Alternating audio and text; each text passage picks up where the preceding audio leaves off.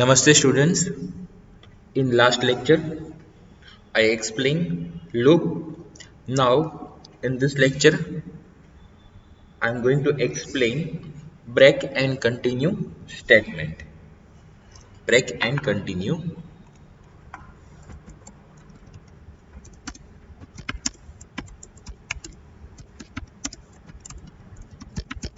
Two types of statement આવે છે એક break statement આવે છે એક continue statement આવે છે આ બે પહેલા explain કરું છું. JavaScript provides full control to handle loops and switch statements. There may be a situations when you need to come out of a loop without reaching its bottom or its last step. એટલે કે છેલ્લા step સુધી આવી એટલી requirement ન હોય ક્યારેક એવું બની શકે છે. There may also be a situations when you want to skip a part of your code block and start the next iteration of the loop. To handle all such situations, JavaScript provides us break and continue statement. These statements are used to immediately come out of any loop or to start the next iterations or આપણે એમ કહીએ કે next step જે છે એ સીધું call થઈ જશે current સ્ટેપને જે છે એ સ્કીપ કરી દેશે. સો આપણે બ્રેક અને કન્ટિન્યુ લૂપ કે સ્વિચ કેસની સાથે કે એની સાથે યુઝ કરી શકીએ છીએ. ફર્સ્ટ એમાં હું એક્સપ્લેન કરું છું break statement. The break statement which was briefly introduced with the switch statement is used to exit a loop earlier. Breaking out of the enclosing curly brackets. એના જે બ્રેકેટ્સ કમ્પ્લીટ થાય એની પહેલા જ આપણે એક્ઝિટ થઈ જતા હોઈએ છીએ. બ્રેકનું એક એક્ઝામ્પલ પહેલા બેટર તમને એક્સપ્લેન કરું એટલે વધારે ક્લિયર થઈ જશે. બ્રેક એટલે આમાં નેમ ઉપરથી તમને આઈડિયા આવી જ જશે કે બ્રેક એટલે ત્યાંથી સ્ટોપ કરી દે, નથિંગ એલ્સ. બ્રેક જે છે એ શું કરશે ત્યાંથી સ્ટોપ કરી દેશે. Example of break statement.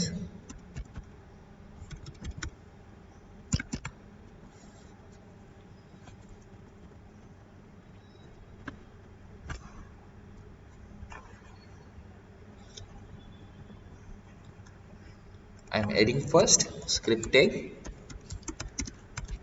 type text slash javascript, tag over,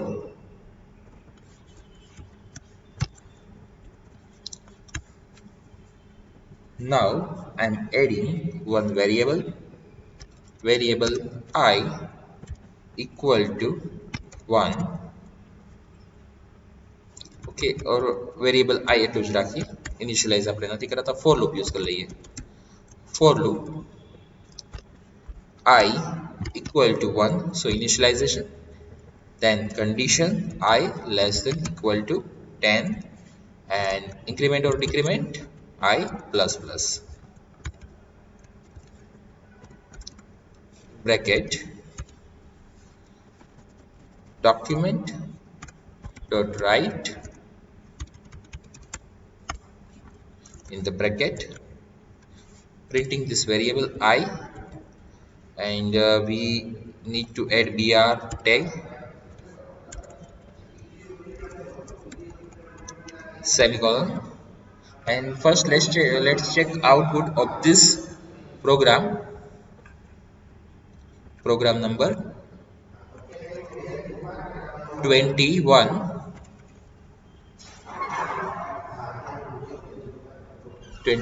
break dot html.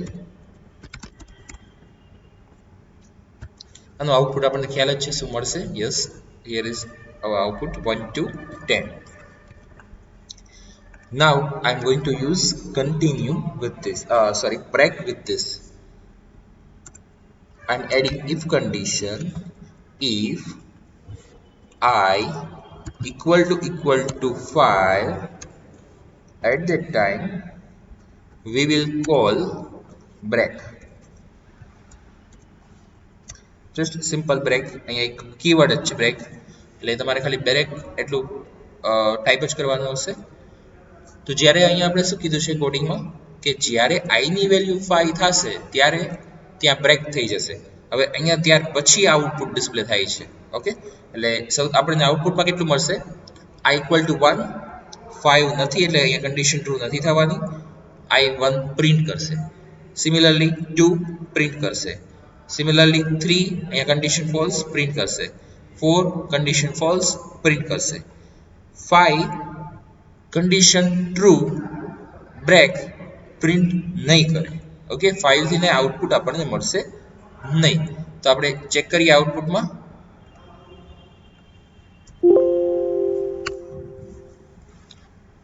1 2 3 4 number સુધી આપણને ડિસ્પ્લે કરે છે.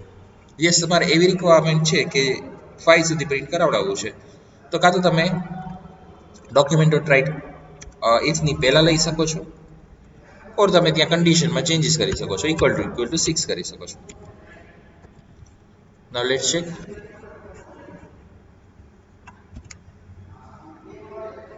Okay, now there is value from 1 to 5.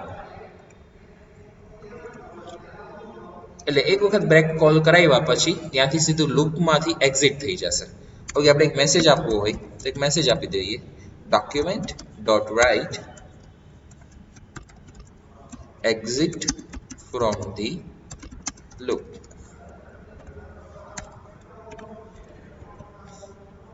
Okay, તો એના પછીનું પ્રિન્ટ કરે છે કે નહીં જોઈ લઈએ આપણે. લૂપમાંથી એક્ઝિટ થઈ ગયું, બ્રેક થઈ ગયું, બરાબર છે, પણ લૂપની બહારની જે કોઈ વેલ્યુ હશે એ પ્રિન્ટ કરશે.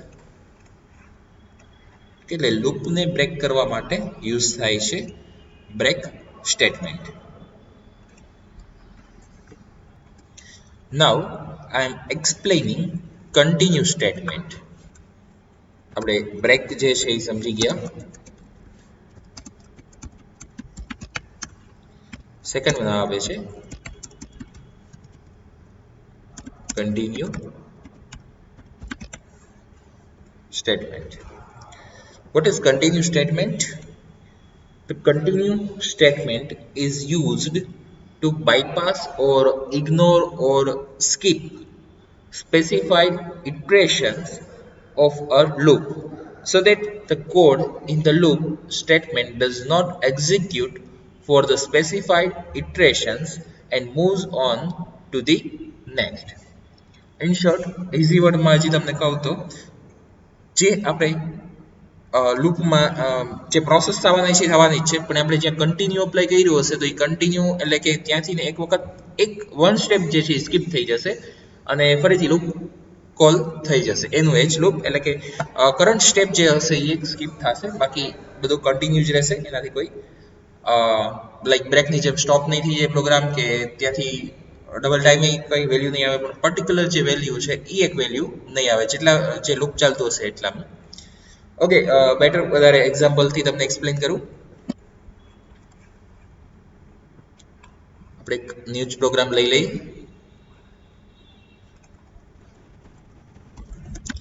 Example of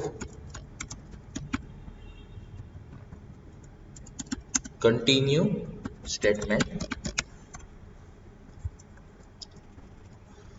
I am first adding script tag, type text / javascript script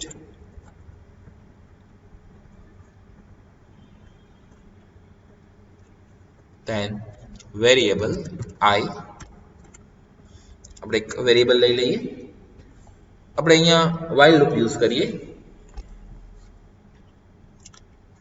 while loop માટે થઈને આપણે પહેલા વેલ્યુ જે છે એ ઇનિશિયલાઇઝ કરાવવી પડશે.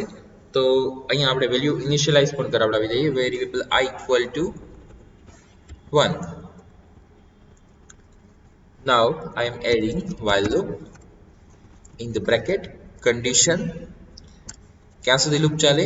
I less than equal to 10, એટલે કે અપ ટુ 10 સુધી લૂપ ચાલશે. Now document dot write in the bracket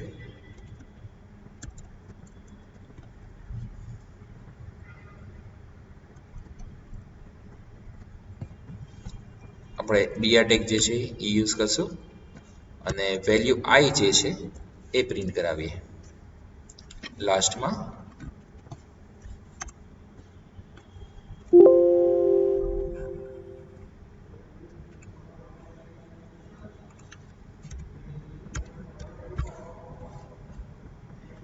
semicolon normally આપણને આનું આઉટપુટ શું મળશે એ ખ્યાલ જ છે 1 to 10 એકવાર ચેક કરી લઈએ પછી આમાં ચેન્જીસ કરીએ પ્રોગ્રામ નંબર 22 continue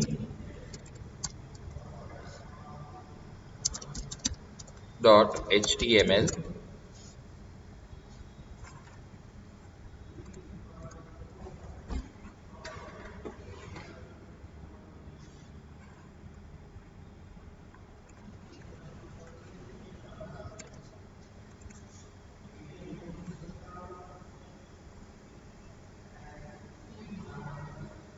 ઓકે આપણે પ્લસ પ્લસ નથી આપ્યું એટલા માટે થઈને એ કન્ટિન્યુઅસલી લૂપમાં રહે છે ત્યારે આ રીતનો પ્રોબ્લેમ થતો હશે કન્ટિન્યુઅસલી પ્રોસેસ દેખાડશે સ્ટોપ નહીં થાય અને આપણે ક્લોઝ જ કરી દઈએ આઈ પ્લસ પ્લસ નથી આપ્યું એટલા માટે કન્ટિન્યુઅસલી 1 1 પ્રિન્ટ થાય રાખતા હશે આઈ plus plus okay now 1 to 10 yes we can see here 1 to 10 now I'm going to use continue in this program.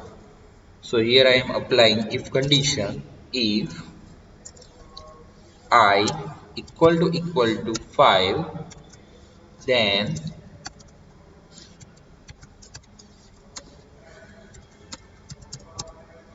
continue semicolon.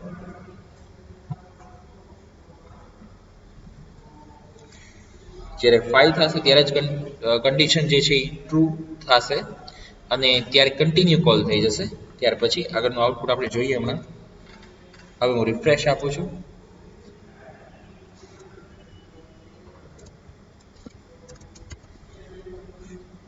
Okay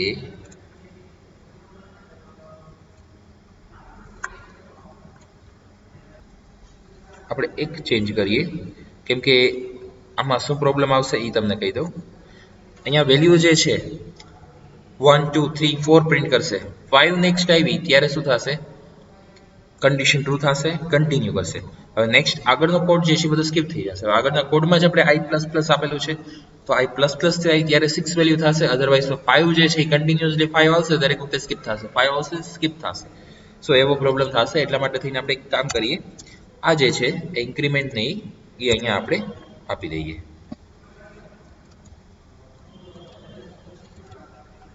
આઉટપુટમાં ચેક કરીએ હવે કે 1 2 3 4 just a second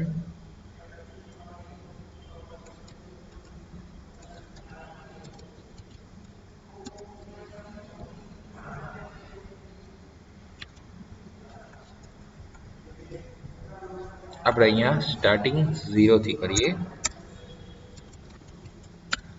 yes now we can check here 1 2 3 4 now there is no 5 then 6 7 8 9 10 and up to 11 હજી એક અહીંયાથી આપણે equal to છે remove કરી નાખીએ એટલે 10 સુધીની વેલ્યુ આપણને પ્રિન્ટ થશે જો શું કર્યું ફરીથી એકવાર i ઇક્વલ ટુ 0 ઇનિશિયલાઇઝ આપણું 0 છે i લેસ ધેન 10 હોય તો કન્ડિશન ટ્રુ થશે અને લૂપ કન્ટિન્યુ થશે then i++ ફર્સ્ટ ટાઈમ 0 આવ્યું 0 લેસ ધેન છે કન્ડિશન ટ્રુ સો while લૂપ જે છે રન થશે then i++ એટલે કે 1 થઈ ગયા i ચેક કર્યા કન્ડિશનમાં કન્ડિશન ટ્રુ નથી થતી 1 equal to not 5 so that value now print next time again અહીંયા ચેક થશે કે 1 જે છે લેસ ધેન 10 છે યસ અહીંયા હવે વેલ્યુ કરી નાખી 2 equal to 5 condition false value print next one 2 જે છે ચેક થશે condition true અહીંયા 3 થઈ જશે અહીંયા condition false અને અહીંયા 3 પ્રિન્ટ થશે. એવી રીતના નેક્સ્ટ વન 4 આવ્યા, અહીંયા 4 પ્રિન્ટ થશે. અને હવે અહીંયા નેક્સ્ટ ટાઈમ આવશે ત્યારે શું થઈ ગયું? 5 આવ્યા. 5 આવ્યા, સોરી 4 આવ્યા. 4 આવ્યા ત્યારે શું થયું? 4 i પ્લસ પ્લસ કર્યું એટલે 4 ના 5 થઈ જશે. Condition true. કન્ડિશન ટ્રુ અને એમાં શું થઈ જશે? કન્ટિન્યુ. એટલે કે ઈ સ્ટેપ જે છે એ સ્કીપ થઈ જશે અને આ વેલ્યુ પ્રિન્ટ કરશે નહીં. અને ફરીથી નેક્સ્ટ લૂપ અહીંયાથી આગળ કોલ થઈ જશે. અહીંયા ફરીથી પાછા પાસ થશે 5. 5 લેસ ધેન 10 છે, કન્ડિશન ટ્રુ. અને 5 પ્લસ પ્લસ કરી નાખશે એટલે 6 થઈ જશે.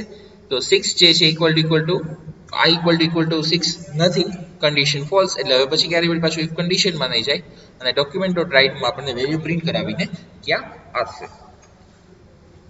ઓકે, તો આ રીતે આપણે બ્રેક અને કન્ટિન્યુનો યુઝ કરી શકીએ છીએ. સિમ્પલ એક સિંગલ લાઈનમાં મારે તમને કેવું હોય તો બ્રેકથી જે છે એ લૂપ ક્યાંથી સ્ટોપ થઈ જાય છે અને કન્ટિન્યુથી એ સ્ટેપ જે છે એ સ્કીપ થઈ જાય છે. ઓકે, તો આપણે આ લેક્ચરમાં આટલું રાખીએ છીએ. નેક્સ્ટ લેક્ચરમાં ડાયલોગ બોક્સીસ આવે છે જે નેક્સ્ટ લેક્ચરમાં કન્ટિન્યુ કરશું. Okay, thank you.